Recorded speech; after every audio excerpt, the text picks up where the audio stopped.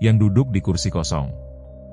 Wening pertama kali menyadari sesuatu yang berbeda pada suatu sore di bulan Juli, ketika ia menemukan putrinya, Kirana, duduk bersila di lantai kamar sambil tertawa riang kepada ruang kosong di hadapannya. "Rani lagi main sama siapa, sayang?" tanya Wening, bersandar di kusen pintu dengan senyum lembut seorang ibu yang terhibur oleh kepolosan anaknya. Kirana, 6 tahun, menoleh dengan mata berbinar. "Sama Kak Ratih, Bu."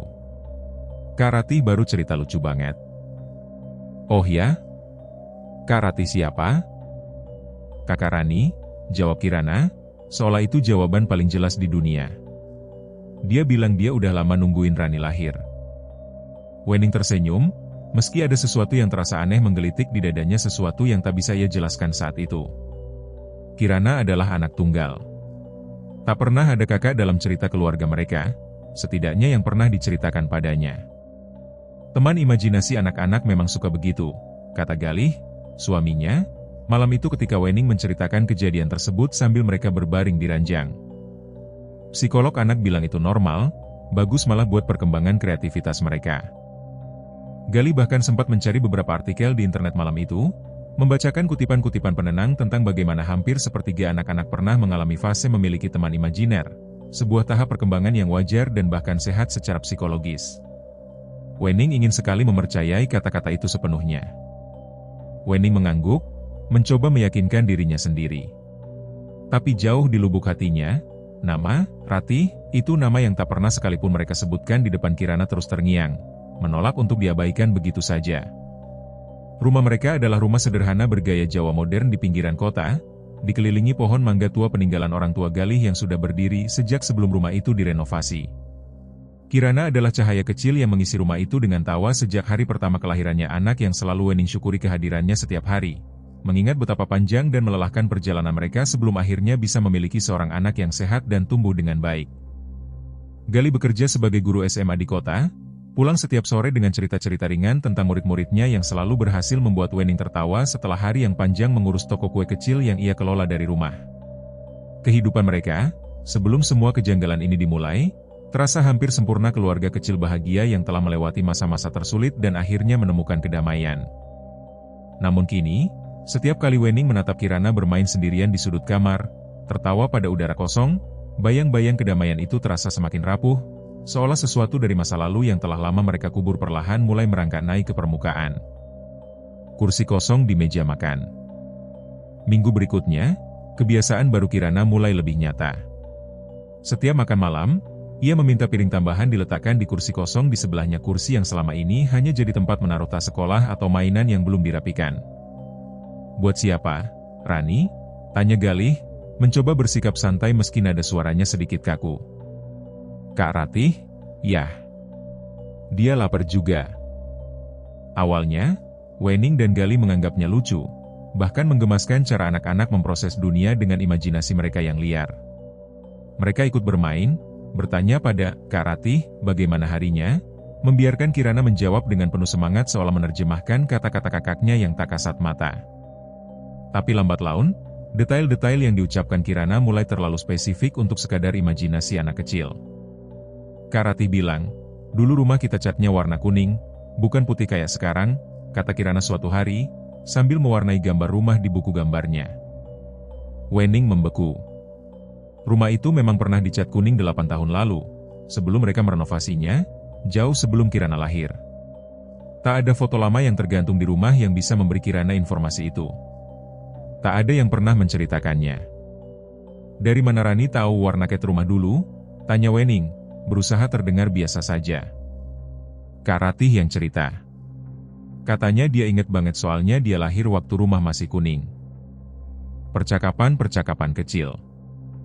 Hari demi hari, Wening mulai diam-diam mencatat percakapan-percakapan Kirana dengan sosok tak kasat mata itu, awalnya sekadar untuk memuaskan rasa penasarannya sendiri, meski lambat laun catatan itu terasa seperti dokumentasi dari sesuatu yang jauh lebih penting dari yang ia sadari. "Kak Ratih suka warna apa, Rani?" tanya Wening suatu sore, mencoba pendekatan yang lebih santai. "Ungu, Bu. Sama kayak Rani." Kirana tertawa riang, seolah kesamaan itu adalah bukti ikatan istimewa antara dirinya dan sosok yang hanya bisa ia lihat sendiri. Kak Ratih umurnya berapa?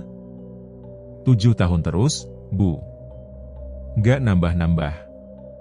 Kirana mengucapkannya dengan nada polos, tak menyadari betapa mengerikannya kalimat itu bagi siapapun yang mendengarnya dengan pemahaman orang dewasa. Suatu hari, Bu Retno mengirimkan foto salah satu hasil gambar Kirana di kelas 2 anak perempuan bergandengan tangan di depan rumah, satu digambar dengan warna-warna cerah khas anak-anak, satu lagi digambar hanya dengan garis pensil tipis, nyaris transparan, seolah sengaja dibuat berbeda dari sosok di sampingnya. Di sudut kertas, tertulis dengan huruf besar tak beraturan, "Aku dan Kak Ratih selamanya." Kak Ratih tinggal di mana? Kirana terdiam sejenak, wajahnya berubah sedikit serius untuk anak seusianya. Kak Ratih bilang dia tinggal di tempat yang tenang. Tapi dia sering kesini buat lihat Rani. Katanya dia janji sama diri sendiri buat selalu ada buat Rani. Kata-kata itu, terlalu dewasa untuk keluar dari mulut anak berusia 6 tahun, membuat Wening merinding meski ia berusaha keras mempertahankan senyum di wajahnya. Malam harinya, ia menuliskan semua percakapan itu di buku catatan kecil yang ia simpan di laci meja riasnya. Dokumentasi yang entah kenapa terasa perlu ia simpan, seolah instingnya sendiri tahu bahwa suatu hari catatan itu akan menjadi penting. Guru TK Kirana, Bu Retno, bahkan pernah menghubungi Wening secara khusus setelah memperhatikan Kirana sering berbicara sendiri saat jam istirahat, meski selalu dengan nada bahagia yang tak menunjukkan tanda-tanda kesusahan. Kirana bilang temannya Kak Ratih nggak bisa main sama anak-anak lain. "Bu, cuma bisa main sama Kirana aja. Saya cuma mau memastikan semuanya baik-baik saja di rumah." Wening meyakinkan Bu Retno bahwa semuanya baik-baik saja, meski di dalam hati, ia sendiri tak lagi sepenuhnya yakin dengan jawaban itu. Malam itu, ia menceritakan pertemuan dengan Bu Retno pada Galih, yang untuk pertama kalinya sejak semua ini dimulai, tak lagi mencoba mencari penjelasan rasional. "Wening," katanya pelan, menggenggam tangan istrinya, "aku juga udah mulai ngerasa ini bukan sekadar fase biasa. Tapi aku takut ngomong, takut malah bikin kamu makin cemas." Kejanggalan yang tak bisa diabaikan. Malam itu, setelah Kirana tidur, Wening duduk sendirian di ruang tamu, memeluk lututnya, mencoba menahan air mata yang tiba-tiba menggenang tanpa alasan yang bisa ia jelaskan pada dirinya sendiri. Rumah itu memang pernah dicat kuning.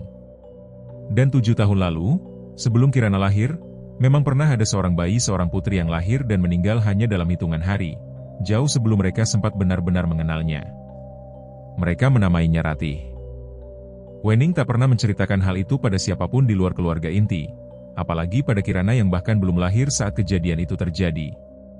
Rasa sakitnya terlalu dalam untuk dibicarakan, dan seiring waktu, ia dan Gali memutuskan untuk mengubur kenangan itu rapat-rapat, fokus membangun keluarga baru bersama Kirana tanpa bayang-bayang kesedihan lama.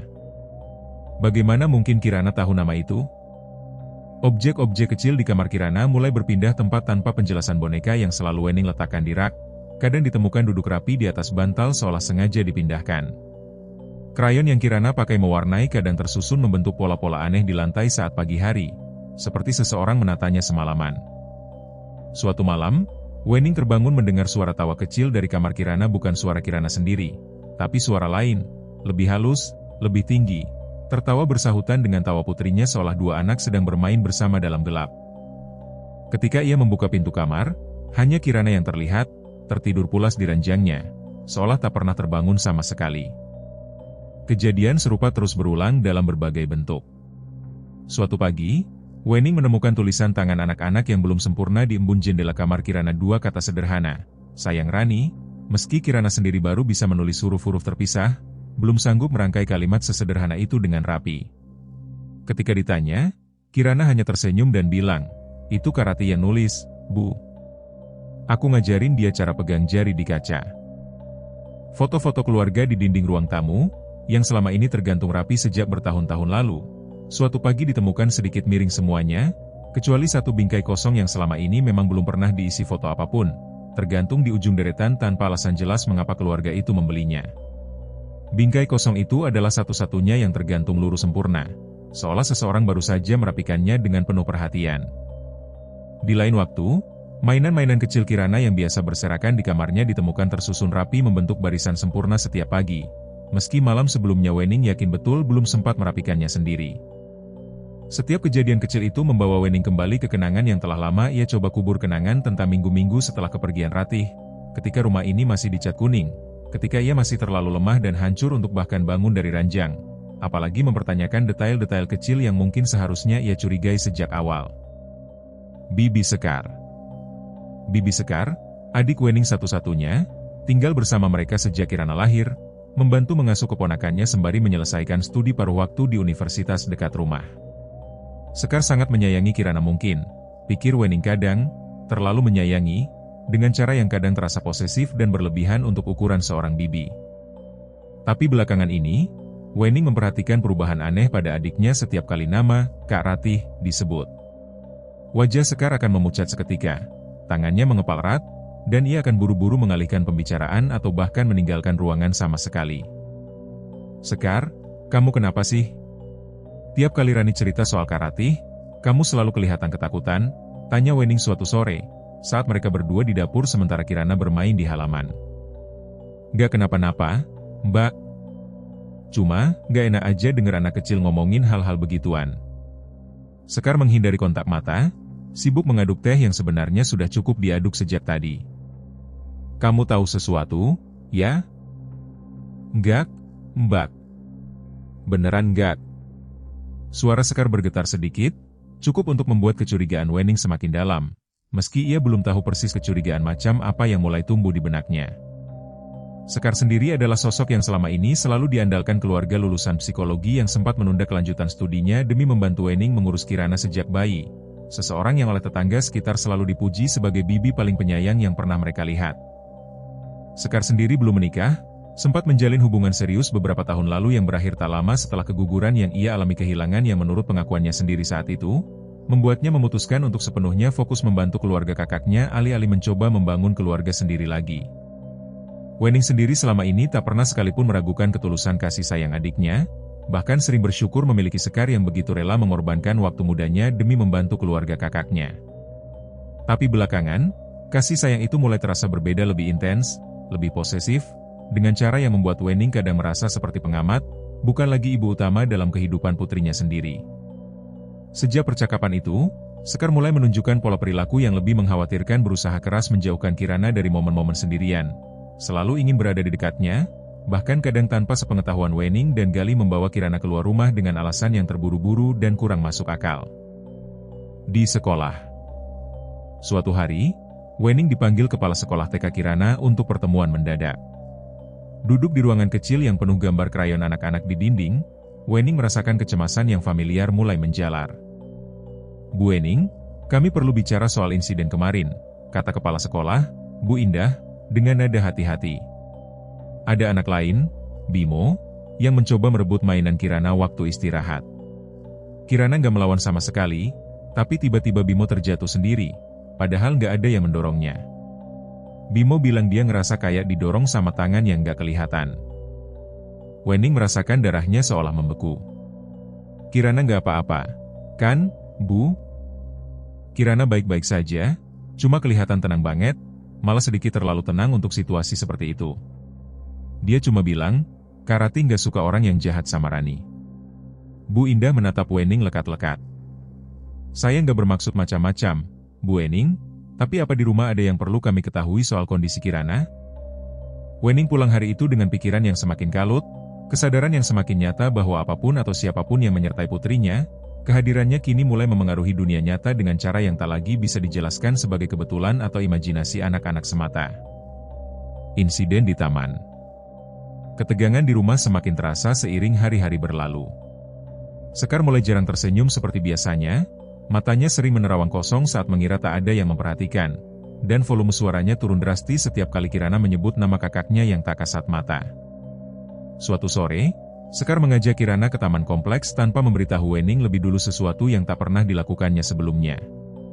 Ketika Wening pulang kerja dan mendapati rumah kosong, panik langsung menjalar di dadanya sebelum akhirnya ia menemukan pesan singkat di ponselnya dari Sekar. Rani sama aku di taman, Mbak. Nanti pulang. Wening bergegas menyusul, dan menemukan pemandangan yang membuat jantungnya berhenti sesaat.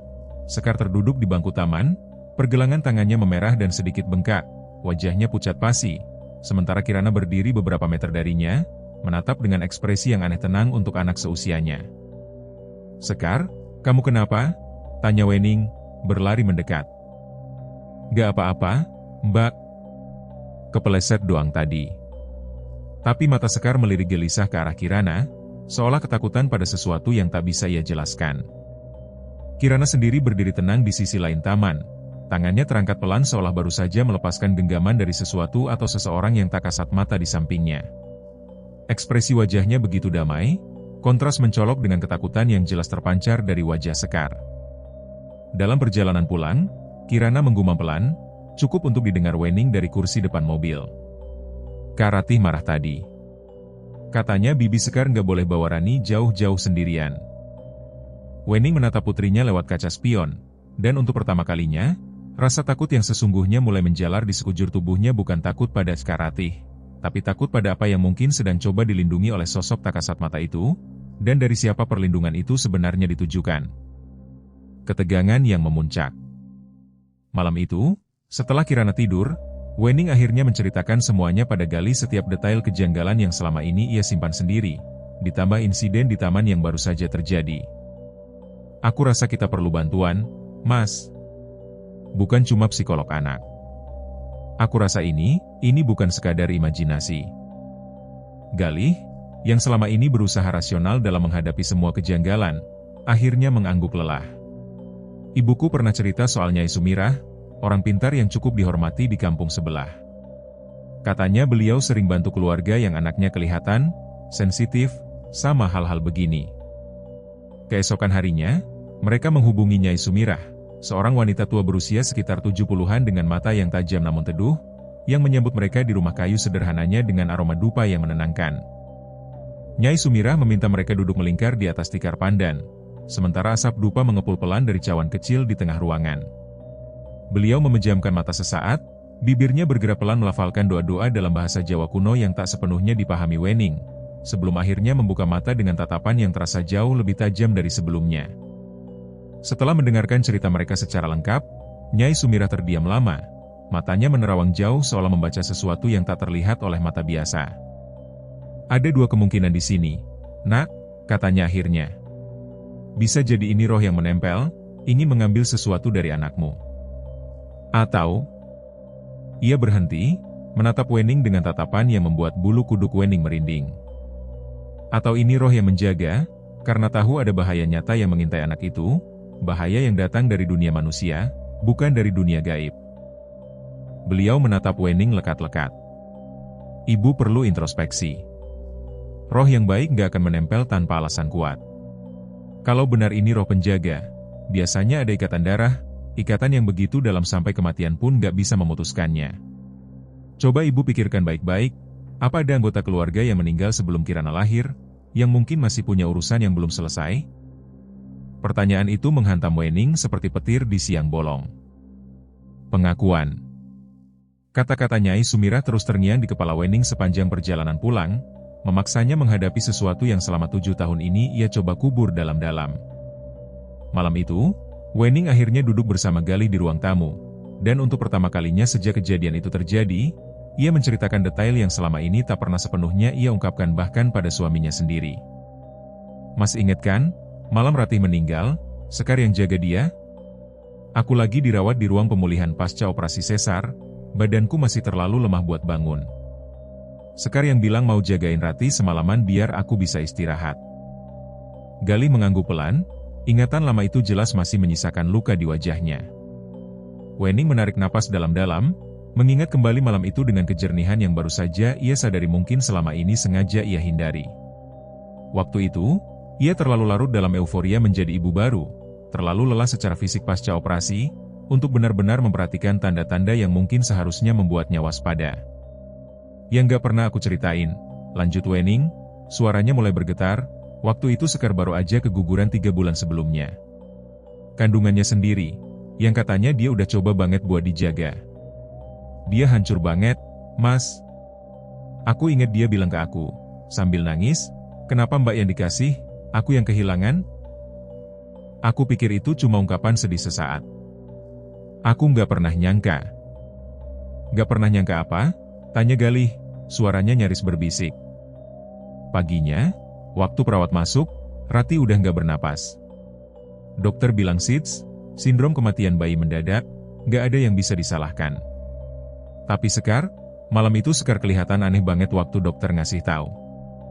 Bukan sedih kayak orang lain. Lebih kayak ketakutan. Dan sejak itu, dia gak pernah mau sendirian lagi sama bayi manapun, sampai Rani lahir 7 tahun kemudian. Kebenaran yang terkubur. Keesokan harinya, atas saran Nyai Sumirah, mereka kembali membawa Kirana untuk sesi khusus, bukan ritual pengusiran seperti yang awalnya mereka takutkan, tapi semacam sesi tenang di mana Nyai Sumirah membiarkan Kirana bicara bebas, sementara beliau membaca doa-doa pelan di sampingnya, menciptakan suasana yang katanya bisa membuat roh yang menempel merasa aman untuk bicara lebih jelas lewat perantara anak itu. Ruangan itu terasa semakin dingin seiring berjalannya waktu, meski jendela-jendela tertutup rapat dan tak ada angin yang mungkin masuk. Nyala lilin kecil di sudut ruangan bergoyang-goyang tanpa sebab, kadang meredup drastis sebelum kembali menyala terang. Kirana duduk tenang di pangkuan Nyai Sumirah, matanya perlahan menerawang, kelopaknya setengah tertutup dalam kondisi yang tak sepenuhnya seperti tidur maupun terjaga. Di tengah sesi itu, suara Kirana berubah bukan drastis, tapi cukup berbeda untuk membuat Wening merinding. Lebih tenang, lebih tua dari usia 6 tahun yang seharusnya. Bibi Sekar nutup hidung Ratih pakai bantal, kata Kirana, matanya menerawang kosong ke arah sudut ruangan. Ratih nggak ngerti kenapa. Ratih cuma pengen napas lagi, tapi Bibi Sekar bilang, maaf, harusnya ini anak aku. Maaf. Wening merasakan dunia di sekelilingnya runtuh seketika. Gali menggenggam tangannya erat-erat, wajahnya pucat pasi, sama syoknya dengan Wening. Ratih nggak marah sama Bibi Sekar, lanjut Kirana, suaranya masih dengan nada aneh yang bukan sepenuhnya miliknya sendiri. Ratih cuma nggak mau hal yang sama kejadian lagi sama Rani. Makanya Ratih selalu di sini, jagain Rani, dari dulu.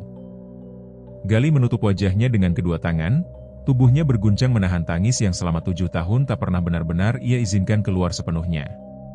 Selama ini, ia selalu berusaha kuat untuk Wening, menahan dukanya sendiri demi menopang istrinya yang secara fisik menanggung beban kehilangan itu lebih dulu. Mendengar kebenaran ini, disampaikan lewat mulut putri bungsu mereka yang polos, terasa seperti luka lama yang dibuka kembali dengan cara paling menyakitkan yang bisa dibayangkan. Nyai Sumirah menatap Wening dan Gali dengan ekspresi yang campur aduk antara belas kasihan dan kekhawatiran mendalam. Anak-anak Bapak Ibu benar. Roh ini bukan ancaman. Dia penjaga. Tapi itu artinya, ancaman yang sebenarnya masih ada, dan masih tinggal serumah dengan kalian. Beliau menambahkan, suaranya melembut penuh empati. Jangan salahkan diri sendiri karena nggak menyadarinya lebih awal, Bu. Kasih sayang kadang memang bikin kita buta sama tanda-tanda yang seharusnya kita lihat. Yang penting sekarang, lindungi anak ibu, dan biarkan kebenaran ini akhirnya terucap. Konfrontasi. Wening dan Gali pulang dalam diam yang mencekam, pikiran mereka berkecamuk memikirkan bagaimana menghadapi kebenaran mengerikan yang baru saja terungkap. Sekar, yang sedang menunggu sendirian di rumah Kirana sempat dititipkan sebentar ke tetangga sebelum Wening dan Gali pulang menyambut mereka dengan senyum seperti biasa, senyum yang kini terasa seperti topeng yang menyembunyikan sesuatu yang jauh lebih gelap. Gimana tadi sama Nyai Sumirah? Rani nggak kenapa-napa, kan? Tanya Sekar, nada suaranya masih terdengar penuh perhatian yang sebelumnya selalu Wening anggap sebagai kasih sayang tulus seorang bibi. Wening menatap adiknya lama, mencoba menemukan kata-kata yang tepat untuk pertanyaan yang sudah 7 tahun tertahan. Sekar, ceritain yang sebenarnya soal malam Ratih meninggal. Wajah Sekar seketika kehilangan warna. Apa maksud Mbak? Kirana cerita semuanya, Sekar. Semuanya. Suara Wening pecah di akhir kalimat, campuran antara kemarahan dan kesedihan yang tak tertahankan lagi. Sekar terduduk lemas di sofa, air mata mulai mengalir deras, dan untuk pertama kalinya dalam 7 tahun, topeng yang selama ini ia kenakan runtuh sepenuhnya. Gali berdiri kaku di ambang pintu, tangannya mengepal erat menahan amarah yang bercampur dengan syok mendalam, tak sanggup mengeluarkan sepatah kata pun. Aku nggak bermaksud, Mbak. Waktu itu aku baru aja kehilangan anak sendiri, dan lihat Ratih di pelukanku. Sehat, sempurna, aku nggak tahu kenapa pikiranku jadi sekacau itu. Cuma sebentar, aku cuma pengen ngerasain jadi ibu sebentar aja, aku taruh bantal itu tanpa mikir panjang, dan sebelum aku sadar apa yang aku lakuin. Kamu bunuh anakku, bisik Wening, tubuhnya gemetar hebat. Aku nggak niat, Mbak, aku udah coba tebus semuanya, aku sayang banget sama Rani, aku janji aku nggak akan. Nggak akan apa? Sekar, potong Wening tajam, air matanya sendiri kini mengalir deras. Nggak akan bunuh anak orang lain lagi? 7 tahun kamu simpen ini sendirian, 7 tahun kamu pura-pura sayang sama Rani sambil nyimpen rahasia paling mengerikan yang pernah aku dengar. Yang muncul dari kegelapan. Suara Sekar terhenti mendadak saat suhu ruangan itu tiba-tiba turun drastis, membuat napas mereka bertiga terlihat seperti kabut tipis di udara. Lampu-lampu berkedip, dan dari arah tangga, langkah kecil terdengar turun perlahan, bukan langkah Kirana yang biasa, tapi sesuatu yang lebih ringan, lebih halus, seolah kaki yang menyentuh lantai tak sepenuhnya nyata. Bayangan samar seorang anak perempuan, tak lebih tua dari yang seharusnya Ratih jika masih hidup sekarang sekitar 7 tahun, mengenakan gaun putih sederhana berdiri di ujung tangga. Matanya yang gelap menatap lurus ke arah Sekar dengan intensitas yang membuat seisi ruangan membeku dalam ketakutan. Suhu udara terus menurun hingga napas mereka bertiga membentuk kabut tipis yang jelas terlihat, dan dari arah dapur, suara piring-piring kecil bergemerincing pelan, seolah seseorang sedang menata meja makan tanpa terlihat oleh mata. Ratih, bisik Wening, air mata langsung membanjiri wajahnya, campuran ketakutan dan kerinduan yang 7 tahun terpendam. Sosok itu tak bergerak mendekat, tak menunjukkan niat menyakiti siapapun di ruangan itu selain menatap Sekar dengan kesedihan mendalam yang entah bagaimana bisa terasa jelas meski wajahnya nyaris transparan dalam cahaya remang. Aku cuma mau Rani aman, terdengar suara kecil, bukan dari mulut Kirana yang saat itu masih di rumah tetangga, tapi seolah menggema langsung dari sosok di tangga itu, lembut namun penuh keteguhan yang tak tergoyahkan. Bibi Sekar harus berhenti. Sekarang. Sekar menjerit ketakutan, mundur hingga membentur dinding, sementara Gali segera bergerak melindungi arah pintu, memastikan jalur keluar aman meski tak sepenuhnya paham harus berbuat apa menghadapi situasi yang jauh melampaui apapun yang pernah mereka bayangkan. Perlahan, sosok Ratih memudar kembali ke kegelapan, meninggalkan ruangan yang hening total kecuali isak tangis Sekar yang kini pecah sepenuhnya, tenggelam dalam penyesalan yang telah 7 tahun ia coba sembunyikan dari dunia dan dari dirinya sendiri. Wening dan Gali berdiri terpaku cukup lama setelah kepergian sosok itu, saling berpegangan tangan erat-erat, mencoba memproses apa yang baru saja mereka saksikan dengan mata kepala sendiri, bukti nyata bahwa cinta seorang kakak pada adiknya mampu menembus batas antara dunia yang hidup dan yang telah tiada. Minggu-minggu setelah kejadian itu dipenuhi proses yang berat bagi seluruh keluarga. Sekar, dengan dorongan Wening dan Gali yang meski hancur tetap berusaha bijaksana, akhirnya menyerahkan diri dan menjalani proses hukum serta perawatan psikologis intensif atas apa yang telah ia lakukan bertahun-tahun lalu, sebuah tindakan dalam momen keputusasaan dan gangguan jiwa pasca kehilangan yang tak pernah ditangani dengan benar. Meski itu semua tak pernah bisa sepenuhnya menghapus rasa kehilangan yang ditanggung Wening dan Gali. Proses hukum berjalan panjang dan melelahkan, dipenuhi sesi konseling keluarga yang membantu Wening dan Gali memahami bahwa kemarahan mereka pada Sekar bisa berdampingan dengan belas kasihan atas kondisi mental adiknya saat kejadian itu terjadi. Dua perasaan yang sama-sama sah untuk dirasakan sekaligus tanpa harus saling meniadakan. Kirana, yang untungnya masih terlalu kecil untuk sepenuhnya memahami kompleksitas kesedihan orang dewasa di sekelilingnya, perlahan mulai jarang menyebut nama Kak Ratih dalam percakapan sehari-hari. Ketika Wening bertanya suatu malam, dengan hati-hati, apakah Kirana masih sering main dengan kakaknya, Kirana menggeleng pelan. Kak Ratih udah pamit, Bu. Katanya dia bisa istirahat sekarang. Katanya dia bakal selalu sayang sama Rani, tapi dia udah nggak perlu jagain Rani terus-terusan lagi. Wening memeluk putrinya erat-erat, air mata mengalir tanpa bisa ia tahan, campuran duka mendalam dan kelegaan yang sama-sama nyata. Mereka akhirnya mengadakan upacara kecil, memindahkan pusara Ratih yang selama ini hanya ditandai batu nisan sederhana ke tempat yang lebih layak, mengukir namanya dengan penuh kasih sebagai anak pertama mereka yang, meski hanya sempat hidup singkat di dunia, telah menjaga adiknya jauh melampaui batas kehidupan itu sendiri. Suatu sore, saat menemani Kirana bermain di halaman rumah yang kini kembali dicat warna kuning lembut atas permintaan Kirana sendiri, warna yang tak pernah diberitahukan siapapun padanya sebagai warna asli rumah mereka dulu, Wening tersenyum kecil, membiarkan dirinya akhirnya berdamai dengan masa lalu yang telah membentuk keluarganya menjadi seperti sekarang, penuh luka, namun juga penuh cinta yang bertahan melampaui segala batas yang bisa dijelaskan akal sehat. Di meja makan mereka sekarang, kursi kosong itu masih ada bukan lagi karena Kirana memintanya, tapi karena Wening dan Gali sendiri yang memilih untuk selalu menyisakannya, sebagai pengingat lembut akan putri pertama mereka yang cintanya ternyata jauh lebih kuat daripada kematian itu sendiri.